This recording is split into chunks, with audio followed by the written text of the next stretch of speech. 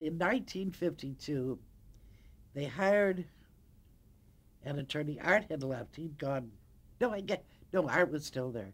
But they hired an attorney because we were at 202 North Cannon, and he and his secretary, and me and my assistant shared an office. And one February, you have to understand that Franklin Delano Roosevelt was my president, and he made a remark about Franklin D. Roosevelt, the great white father.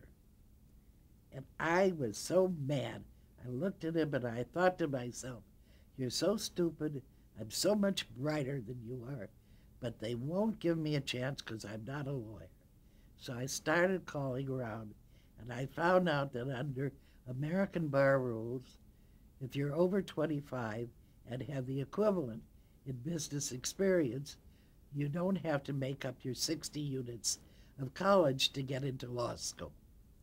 So I started calling around law schools, and I found Southwestern, which was at 11th and Hill. Let's see, the conversation was on Tuesday. I was in law school on Thursday. And Ann and Sam, I went to them both and told them what I wanted to do, and they gave me their blessing. So that's how I started law school. And God, I was 32, I think, at the time. So you were working, going to Yeah. law school, and you were also a mother. Yeah. How did you Well, juggle my all that? folks lived with me, so Herb was taken care of, you know. My husband, Herb's father, was a musician, and in '49, when the bottom dropped out of the band business, he finally ended up at the post office, where a lot of the musicians, all during the Depression, he was working. He worked in Chicago at Coliseumos, but his last job out here was with Henry King's orchestra, and they, excuse me, they signed a 2-year contract at the Shamrock in Houston.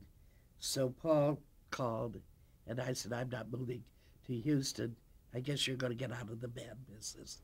So that's when he ended up at the post office. And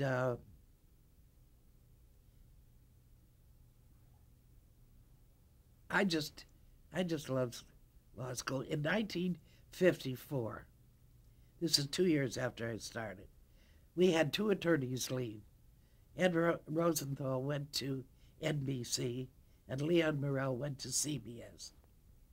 Uh, Ed was very friendly with Tom Sarno. So they hired an attorney named Seymour Summer, very nice attorney, and they promoted me. And and they told me I didn't have to finish law school, but I wanted it for myself. I didn't want to be just a bright girl. I wanted to be a lawyer. So I went 2 nights a week. I'd leave the office at 5 o'clock. Took me an hour to get downtown on the bus. And then I'd go home on the bus, and uh, and I graduated cum laude and passed the bar my first time up.